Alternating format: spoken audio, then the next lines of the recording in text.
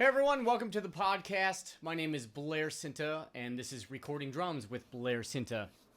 This week, my guest is Matt Musty, who's playing in the band Train, also has toured with Grace Potter. He's a really good friend of mine. This conversation is actually about a year old when the pandemic was new, and Matt was recording in his apartment. And I think this version of this podcast could be super relevant to people who are recording in small spaces. And maybe still some of us are having to do that, with ongoing, ups and downs of the pandemic. So, Matt has a lot of insights on his experimenting in his apartment, having to play very quiet, going to his rehearsal space to record, where he's having challenges sonically in a rehearsal space. I think a lot of cool insights, and during this whole time, Matt and I were talking a lot about recording strategies and things like that.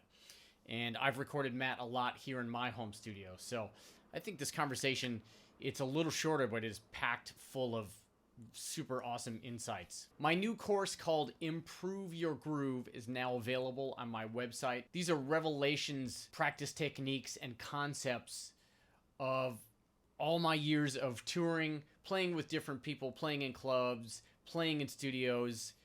I hope it's very transformative to drummers who are looking to have a super solid feel and just want to, be the backbone of their band and have that thing where people turn around and just compliment them on their feel.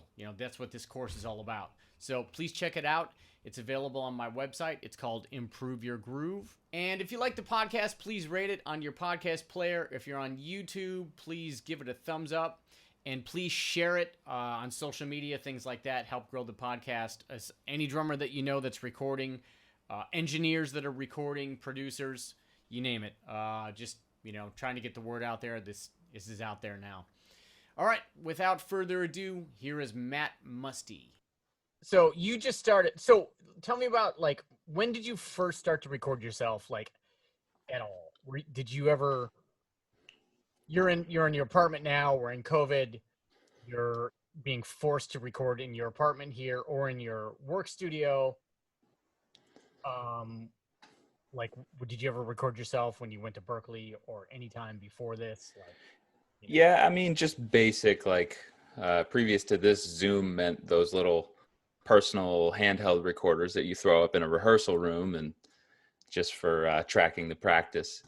And then, of course, the high school punk band with the either 4 or 8 track. Right. That's the first thing of this click track is way off.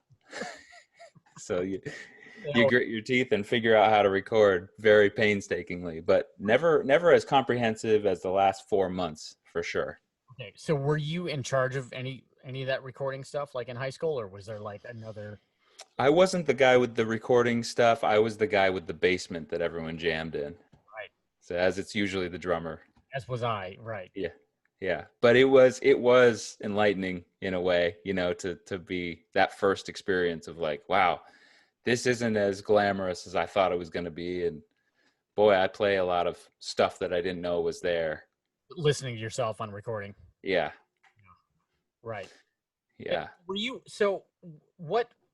Obviously you were kind of forced into doing some of this stuff, but were you interested in, because we've recorded together a handful of times over here at my studio. Yeah. But did you have a plan to be all right, I'm going to do this someday on my own, or I'm happy going other places, or what, I do have a plan of doing that eventually. And until the last 4 months and until getting on the phone with you every other day, just for basic information and advanced information, everything in between.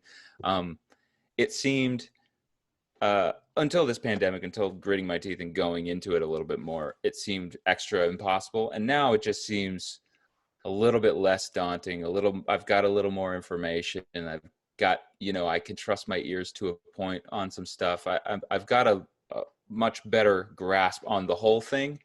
And then the nitty gritty will come after. And of course, based on what my individual tastes are and that of an artist or a producer. Right.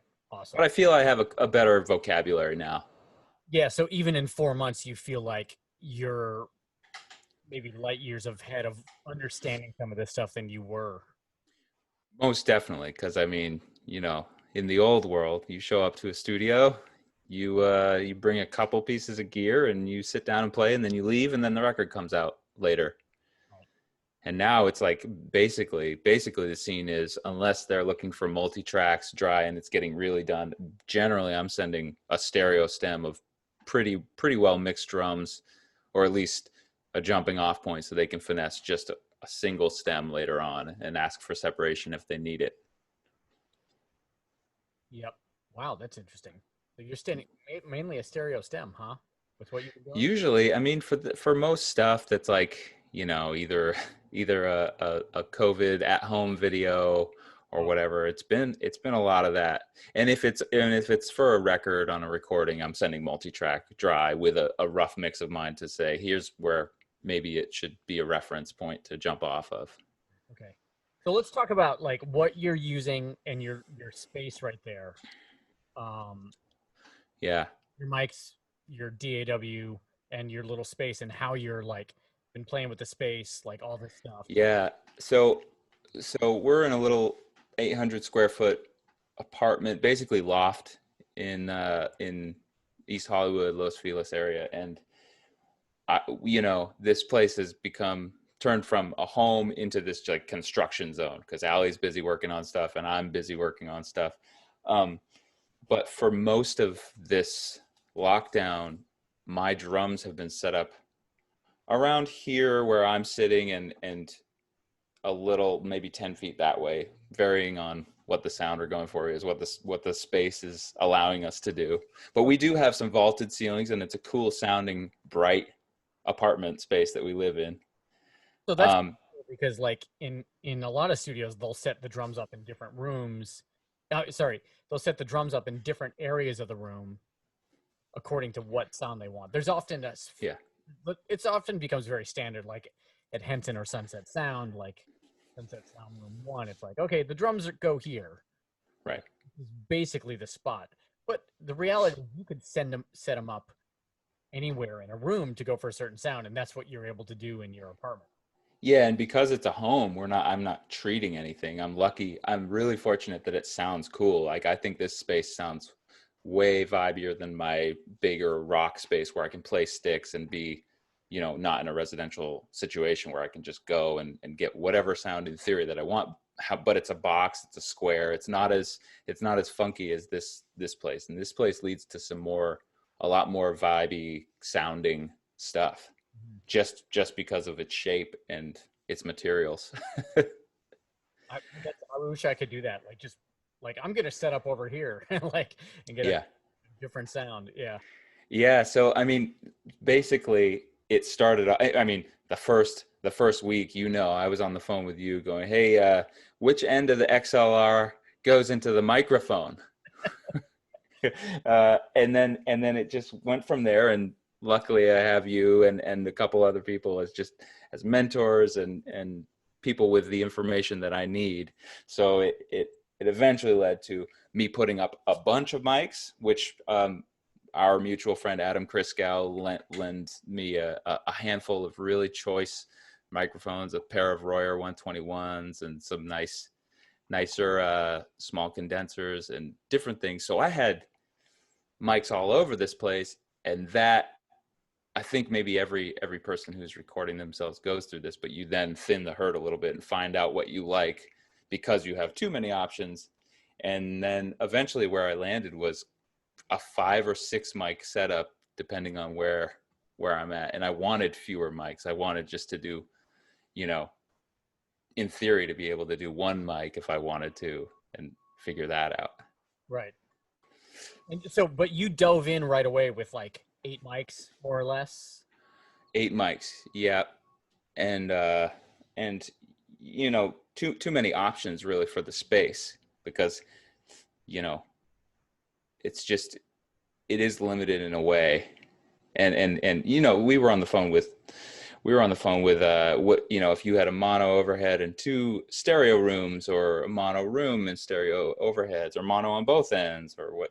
And you were just like, check out this video, check this out. I don't have time for you today. I'll get on the phone with you tomorrow. No, you were very gracious in your time, and I thank you for that, because I've learned a lot. Yeah. So did you feel like jumping in with 8 mics right away do you think it would have been better to go like, okay, I'm just going to do 4, or do you really felt like knowing Yeah. we are a few months in and your knowledge is greater, do you think it would have been better just to stick with the 4 like at the beginning and then go from there? Maybe, but I think, you know, yes, I think in theory it would have been great to be like, okay, let me master 1 mic, and then let me master 2 mics, and let me extend that to 3 and grow it slowly like that. Because of where we're at, and because I didn't stop working, you know, out of necessity, I had to have pretty convincing sounding stuff right off the bat. So I went right to like, okay, well, more is more. Let's put all 8 channels up and see where I'm at. And eventually I got more confident, and I'm feeling good in a place now where I can get, you know, but depending on the context, depending on the song, and within the limitations of playing brushes, playing mallets softly inside, I feel like I can get what I need. And if not, I'll go to my other spot and set up a more rockin' setup. But here I'm feeling much more confident, and in other instruments too. Like, I'm getting really good acoustic guitar sounds out of this space. I'm getting some other stuff that's really quite good. I sampled my locks on the door, and Sent those to me. and I sent those to you because they're nice to like pair with some backbeats. And you know, I'm getting more creative because we need a distraction right now, and this is a good one to get into. So what you're doing Ableton like exclusively, right? I'm doing Ableton as my DAW because that's what I had. Yeah. And it has its headaches, but it does have its advantages too. And, you know, it's I think even with the workarounds, it probably does everything that I needed to do, for sure.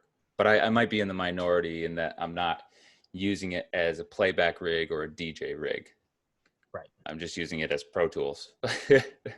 That's going to come soon, though. The DJ thing is going to come soon, I'm sure. Yeah, I mean, that's next. That's just out of frame over here, my other rig. And so what have you kind of like solidified? I'm sure it changes a little bit, but what's your mic setup right now, and what mic? Right now it's really funny. It's like a Shure meat and potatoes, like kick drum mic. It says 57 on snare top, because I have done some snare bottom stuff in here, but it's so bright in here that I really haven't needed it, or it hasn't been something that I can't get out of an overhead situation or a room situation, because everything's just bright wood. Right. So yeah, snare, kick, snare, close mics, and then the other 3 mics rotate. So I've got a KSM 44, which is a condenser mic, and then I've got this Rode NT1, which is a cheap little condenser mic, but it ends up sounding great as like a crotch mic, an overhead, a room, on guitars, other instruments. Yep. So those are my 2 non-matched condensers in this really weird rig. Yep. And for that, if I'm using them as a quote unquote matched pair, I use the FabFilter EQ match feature, right, to kind of match them up a little bit more, and then I'll tweak to taste, and then spread them out. Right. And then the last mic is this AEA N22 ribbon mic. Mm-hmm. And that, you know, so those 3 mics, the 2 condensers sometimes are on top in a stereo formation, or out in the room in a stereo formation, depending on what I'm looking for. And then this ribbon is in a mono, either mono overhead or mono room, right, generally. Yeah. And for overdubs, I just use this ribbon mic for most everything. Right. I love the limitations, dude, and how you've like totally embraced that and just like dove into like. Yeah. There was a point where we didn't even say hello on the phone anymore. We were just you'd go, yeah, and I'd go, well, snare bottom, snare top, 3 mics. What do you do? Glenn Johns. Okay, bye. Right.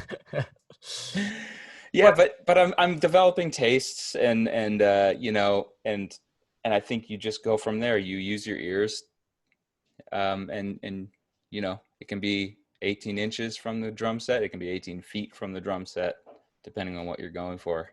And you're also only playing brushes when you're in your apartment. Only black brushes or mallets, or if like probably the loudest thing I would do is a Styx hi-hat overdub. Been doing that, and I'm lucky to have a good roommate in Allison where I'm like, I'm sorry, it's going to be loud for like 14 seconds. Right. And she's like, no problem, do your thing. And then do you feel like there's some things that you've been able to get like punchy enough with that? Like if you needed to, like, has there been a song where you're like, "Man, I don't want to go to my other spot. Can I just like, do what I need to do to get this like a little more rockin'?" Yeah, there's definitely been moments of that where I just need to suck it up and go set up at the other space and try to finesse those sounds a little. It takes a bit more on the other end after tracking to get those more workable and more usable. But you know, usually I'm able to get it in here, and it's just so funny that you use your eyes so much more than your ears. But you know, a lot of the times if I'm playing softer on like a Mastro snare drum or something that sounds epic in nature, you can get it to, with the right finessing on the other end, you can get it to poke out nice, and as if it's the biggest stadium crack you've ever heard. Right. Yeah. You have, I know you have like 6 or 8 snares in there, and then do you have 2 drum kits? In the house, I have like one drum set that kind of, you know, a kick drum and 3 toms, and like the biggest tom sometimes ends up being like a small kick drum. So there's some palette there, but really it's mostly snare drums and cymbals that rotate out. And yeah, I've got a good collection of things to choose from. But you know, I oftentimes will just end up on like that fat leady Mhm. brass drum that I have that I've brought to your place, that I bring everywhere. If there's one drum to bring to a session, that's the one. And it always works. It's a good starting point, and then you go from there. But I've used wide open acrylites and superphonics in here, just played lightly and tuned to the song, and or scooped out those ringy frequencies, but I want the attack and the openness, you know. So there's a lot. I still feel like I'm such a novice in this, but getting getting a little bit better at my certain situation here. Right. So, I know you've worked with Eric Valentine a lot, and I'm sure Eric's been pretty instrumental in uh, your kind of growth as a studio musician, which I've actually seen. Me recording you here and seeing you work with him, and then coming back, a few months later and going like, "Oh, I see, Eric's knowledge has grown. Matt's knowledge has grown." Um, what do you think some of the most important things you've learned from him, maybe on an engineering level or maybe on a musicianship level, or things like Yeah. that? What have you taken from him, or maybe some other engineers that you work with and brought that Yeah. you have really helped you in your current situation? Yeah. Well, he's also one of the other people that I immediately got on the phone with and was like, I gotta figure this out real quick. What do you got? And he's always been very generous with that kind of, just like you, very generous with that time and knowledge. But yeah, I mean, he was he was instrumental when I first got to LA, of course, in getting me involved, getting me on some records, and getting me in his studio working. And he's a perfect example of this. You know, you don't hear with your eyes, because if you look at some of his setups, they're the most creative and unconventional. And there's not a microphone within 10 feet of the kit, but you go back and listen and it's right here. The whole drum set is right here because of his magic. So he's an extreme engineer, and he's brilliant, but it is unconventional. And so whatever preconceived notions I came to LA with, especially from Nashville, more of a typical, you know, bread and butter culture there in the studios, it was all thrown out the window. So that just that attitude of like, don't knock it. This falling apart guitar over here sounds amazing in the right song and in the right context. So don't look for pristine gear. Look for something with a vibe, and that's why I like this space better. It's mathematically it doesn't check out at all, but as my actual studio space, but to me it's better 90% of the time because it's got a thing to it. Right. Do you think that you obviously were observing those things whenever you're working with Eric, presumably at Barefoot or up at his home studio? Mm-hmm. You think that started to have even more of an impact on you starting to work at home, or was it really in those moments where you're like, oh wow? Yeah, I mean, most of the time as a player in a studio like his, if you're asked to do something and change your drum set, it's more of a headache and a nuisance, but you realize it's for the better good. As soon as this happened, my setups look insane. Like, there's been a couple setups where I have the kick, snare, and then a cymbal that's specifically just way over here in another zip code because I need it to be there for the stereo image or for the balance of everything, or because I want to clear the way for this overhead to come and hit the snare in a certain way. There's just so many of those variables that make sense with just moving a cymbal stand instead of trying to get it later. So my setup, there's no one setup. In fact, it's usually just kick, snare, maybe a hi-hat, but I'm understanding a lot more of those priorities, and they've shifted a lot because I'm not just a drummer now. I'm having to record that dumb drummer. Right. So yeah, you're not afraid to make yourself physically uncomfortable. Yes. You want. Exactly. Yeah, I think that's like a pretty evolved step. It took some doing because I'm proud. Just like all of us who walk in there, I got my cymbal bag and my snare drum, and I know what works here. I know my stuff better than you. Mm-hmm. And so to strip yourself of that and just get over the ego part of it and be like, this sounds better. I don't care if it's a crummy old, if it's a $80 Acrolite, it just beats this other drum that's $1,200, and we're going to go with the cheap one. And at the same time, reverse engineering yourself, like also knowing when you're setting that up, when you hear it, you're like, okay, this cymbal's too loud. Well, okay, I could play it quieter, or I should actually move it like 3 feet. Where I can it. Especially in this scenario, because I'm already playing at a very low dynamic generally, and I need some more attack to come out. And so I'm going to put it over here so the attack's there, and the room, you're getting a little more air moving, and hopefully it achieves a thing. I'm loving like these conversations already. I was, other ones I've done, I've told people like, wow, I learned something already. And like, this is something that like, I remember we've talked about, like, you're like, oh, I tracked with Eric yesterday, and man, he just like, it was so uncomfortable. You literally said it was so uncomfortable. Like, I whiffed on a cymbal like 3 times. Exactly, and it sounded amazing. And my room is quite small, so like the idea of moving a cymbal farther away, yes, I can do it, but it's harder. But the fact that like the idea, just the concept of playing with this space in a physical sense, not necessarily moving a mic, but moving the drums. Yeah. Really interesting concept that I mean, frankly, I don't use that much, and it's making me think about that. And the fact that, like, I'm sure a lot of people in their small bedrooms or apartments or whatever. I mean, I think that's kind of a brilliant piece of knowledge to have in the back of your brain. Like, ah, man, the cymbal's too loud, and I can't do much about it. Oh, move the cymbal. Yeah, the cymbal. Yeah, and if you're in a healthy recording space, your ego doesn't take that hit. You're like, I know I can play balanced. I know I can do the normal thing, but in this scenario with these parameters, it's a new world in so many ways now. So you got to move that cymbal over. Mm-hmm. Yeah. Yeah.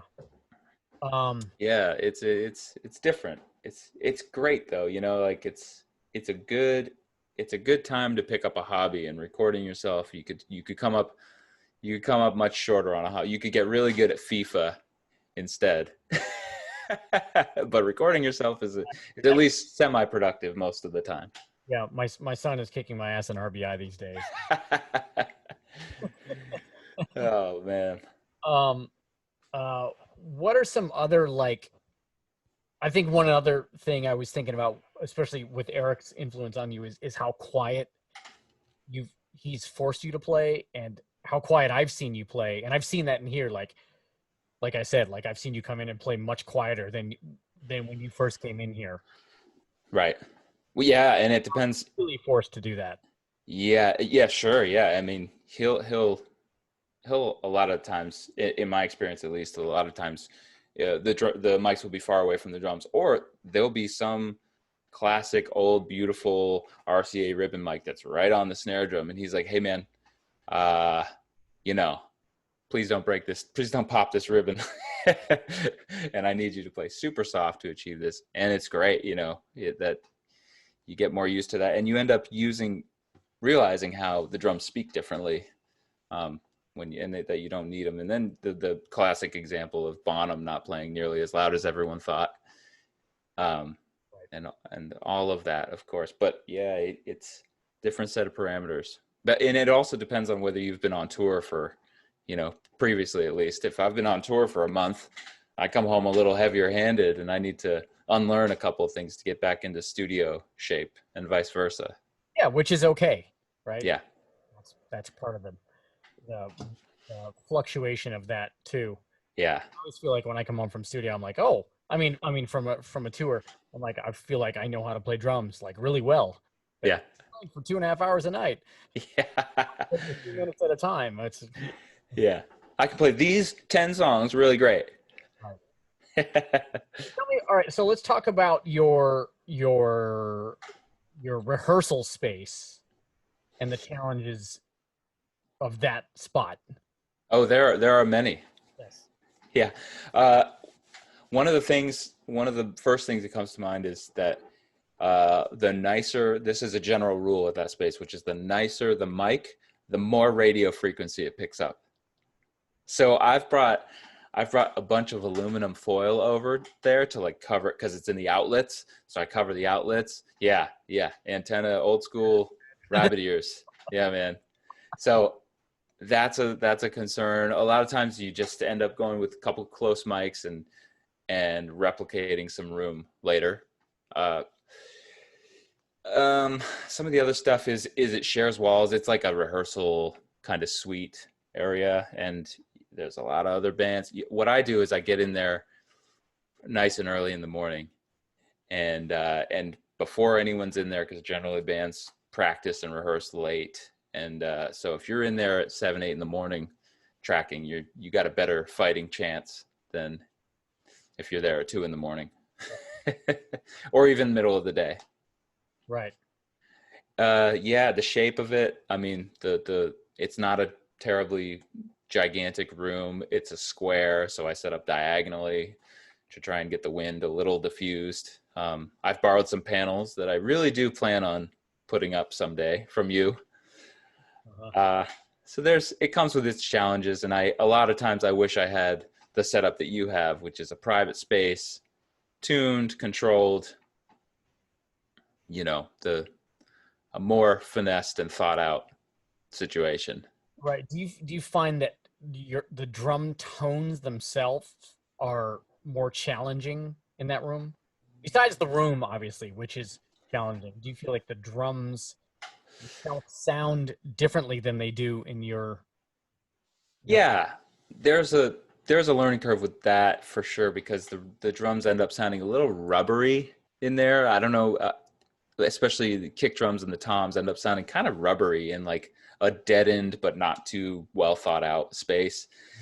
And you end up with a lot of that low mid mud that's just not fun, and not really deliberate either. You know, you in recording yourself, you get to the point where you're like, okay, what do I what is the bare minimum of what I need to punctuate this song and keep time, instead of, okay, I'm going to use my 14 China cymbals and all my fancy stuff. At least my tendency is now, especially, to play fewer notes, play fewer drums, and try to just make the sounds, the 1, 2, or 3 sounds that I need, really good and really useful and deliberate in context. Right. So and it sounds like you're planning on doing a lot of manipulation post that. You're trying to get it as good as you can for the situation, but then you're going to plan on EQing or adding verb or whatever you need to do to like. Yeah. Yeah. And this is all under the context of, I'm going to be mixing these drums too. So what do I need here? At least to a point, a rough mix, a rough usable mix for someone to at least give context and go, okay, you want me to send the dry stems now? So yeah, I'm giving myself a little, hopefully saving myself a couple headaches on the other end too. And then you said you're going in there mainly to when you have to play louder for the sound of the drums. Yeah. Like relatively, how much louder are you playing? Like, you know what I mean? I'm never bashing and going nuts, because there's never really a use for that. It's at least where I end up living and getting hired. There's never like some, there has rarely been, and not never, but there has rarely been cases where I need to just go nuts and play the brightest, craziest stuff that I have. It's usually, and you can probably attest to this too. You and I end up on more Americana, more poppy, but a little subdued pop records, more than, Metallica. Mm-hmm. Right. Yeah. So yeah, I end up playing sticks, but just for the material to be hitting the drums with, not for a volume thing. Right. Okay. And then have you done the thing where you found a setup at home that really works, mic placement, the amount of mics, and then replicated that in the rehearsal space and gone like, wow, like. Yeah, definitely. I mean, the that little stupid Rode mic, Rode NT1, is just a great, especially with sticks. It's a great crotch mic. Just put it right kind of above the beater, and kind of pointed basically at the snare drum a little bit, basically splitting the difference between the kick and snare. That's just a good tool. Just a crunchy, nice, trashy little sound to blend in. That works no matter where I am, at least right now. But yeah, that mic also floats around, because if I don't need it, it's used as one of the stereo condenser pairs. But really, in my home setup, those live.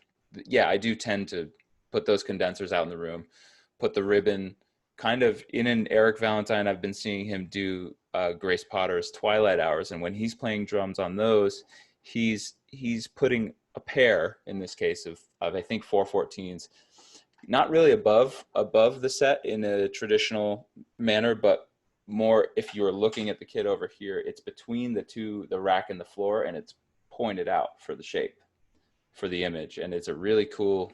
With a ride cymbal there or not? Ride cymbal's way over on the right. Ride cymbal is basically out of reach. Okay. Wow. Yeah. And I asked him about it. He said he's been getting a lot out of that. And that's where my kind of mono ribbon mic has been living.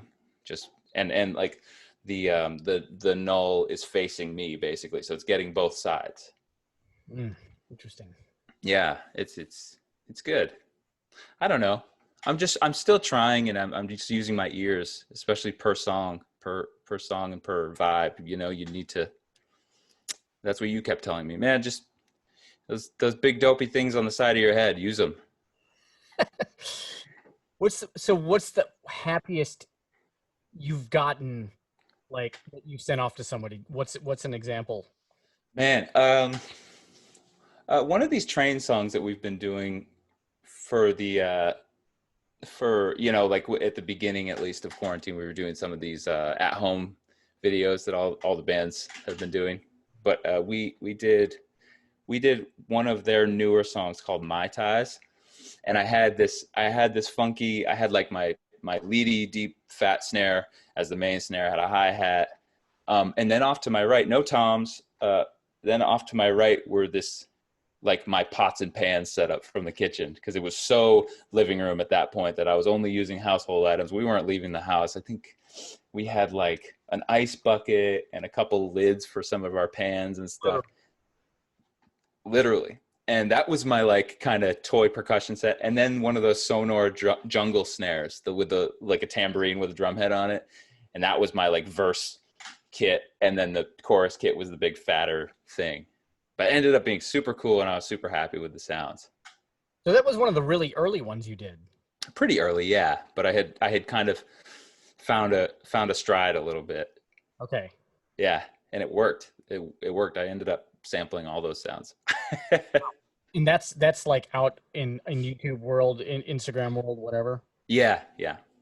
Okay. Yeah, it's great. All they ended up doing a series, like we were doing those weekly for I think 7 or 8 weeks. Right. And those are all, we can find all those. Yeah, they're just at the Train YouTube channel. Okay. Train YouTube. Yeah. Allison ended up editing most of those too. So we were just like Train Central here for a minute. We had the kit set up, and she had her computer editing in real time. And I was like, Hector, do we have your video yet? So it was the command center here for a little bit. Connection Central. That's amazing. Yeah. Okay, so thinking ahead, like, when life gets back to normal and, a couple years down the line, is there like a studio that you envision having, like, especially going through this, you have a very interesting perspective, because a lot of people are like, they're like, I would love the Neve board and the, 17-foot high ceilings and the blah, blah, blah. But like, or realistic, like, is there something that you're like, well, I think this is what I would actually need and really love? I'm getting a clearer picture of that, but yeah, in general, I feel very unqualified to have nice stuff. So I have a more realistically good time making something a little crummier sound better. But I do know, like, when Adam Kriskow was letting me borrow those 121s, especially in this space, because they're a darker microphone, they worked nice. The contrast was nice. So I'm just gathering more information. I think, eventually there are some choice pieces, but really ultimately I want to set up like yours, where it's a converted space. I'm comfortable in it. Everything's dialed in, so I can pull up things more quickly and be creative faster. And then tweak to taste. Right. Yeah. But yeah, no, I don't think I'll ever need or want the responsibility of a Neve board or something really nice like that. That's cool. Yeah. Good. And for more complex stuff, I go over to your place. That seems to work pretty great, especially having you. There's something to be said for having a veteran studio guy as yourself running things on the other end, because it's nice to get produced by a drummer. Like I remember one time you literally said, hey, I know why you did that fill, but here's why you shouldn't. And it made total sense. And it was just great to have your set of ears on the other end. Right. And that's what I've seen. That's kind of what I mean, where like on the various intermittent things when we've worked, I've seen that your evolution of like, those things don't come out anymore. You know what I mean? Like, you're saying at the right times, Yeah. Like normal, it's like, and it gets to the point where sometimes I listen to myself and I'm like, God, it's so boring, man. We've talked about isolated drum tracks from many legendary drummers or studio guys, and you're like, by themselves, this is so boring. But then you hear it in the song, and you're like, no, this is exactly what the doctor ordered. Right. The story about Fred Altringham, who plays with Sheryl Crow. Yeah. Record way back in 2000 from my friend, and I remember hearing Fred's tracks isolated and thinking like, oh, it's never gonna work. And then hearing them with the full song and going like, the light bulb going, oh, that's live and learn, dude. Like I got some work to do.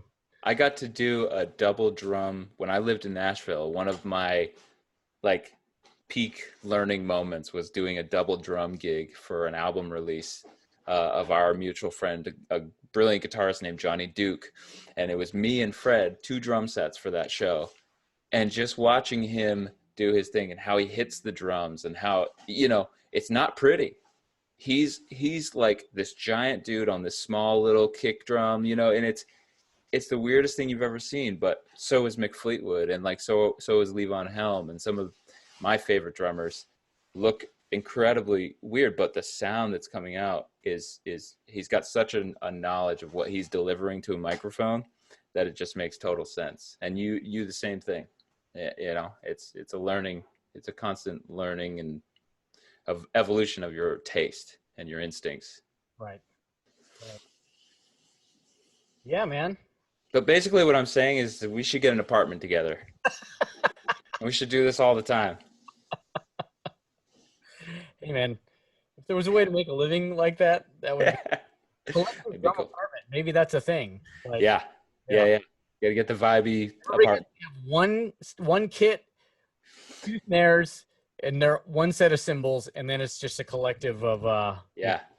Speaking of which, are you thinning out your herd at all, knowing just like, we were talking the other day about maybe, the 3 things you need instead of the 10. Well, the short answer is yes, and the thing I'm getting rid of first is my car. Yeah. Got 2 of those, only need 1. Exactly. Yeah. Yeah, yes and no, because I feel like what I've ended up with in my studio here, I've finally come to not only the realization, but the kind of like, okay, these other things that I pay to store in other places, these other kits, I don't need them. I just don't. Yeah. I like that they're there, and I like that the option is there. But the reality is like I'm past the point of needing those things. Yeah. I mean, I can see on my own end, just in my future, is probably fewer drums and more mics and more pre's and more compressors and fun things like that. My eBay tendencies are shifting a bit toward that world. Yeah, I mean, my drum collection days are long over.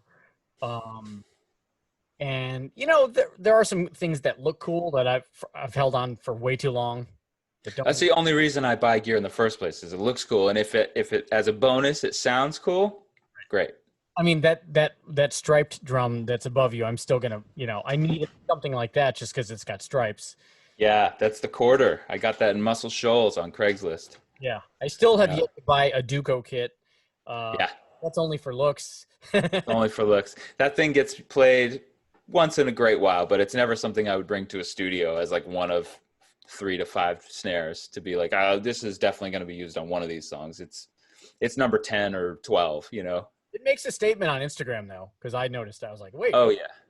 Well, that's what it's for, is social media. It's an Instagram drum. Sure. Love it. But a lot of my stuff is maintenance. Make sure my microphones are all working. Cables. Putting money toward drum heads, which is really not exciting, but those things. Yeah. I mean, it's a constant. It's a constant, but I think to narrow it down early maybe saves you a lot of time, money, and heartache. Right. Yeah. All right, dude. This was awesome. Thanks for having me, man. I cherish your friendship and your mentorship, and it's always great. Thanks, man. I mean, I think you have a super cool thing happening. I've the tracks that you've been sending me over the time and the questions, I hear the evolution, and it's cool to see how hard you've dove in to do all this, and like the mass gathering of knowledge. Yeah. And just speaking to you, like, here we are 4 months into this, like the amount of knowledge that you have and the confidence that you has grown, you know. Yeah, well, thank you. And a lot of that has to do with the information, our long phone calls. So I really do appreciate that information is invaluable. And the sticks and wires stuff is really blew my mind and got me going on the right foot. So thank you. Thank you for the plug. Yes. Yeah, man. I'm serious, and I sent it to a couple dudes in need. So Right. it's good info. Right on, brother. Right on, man. All right. We'll chat again soon. Yeah, sounds good. Hopefully we'll do it the real thing. Yep. Right on. And we might do that soon. Yeah. Mask up and everything. Masks up. All right, Matt. All right, man. See ya.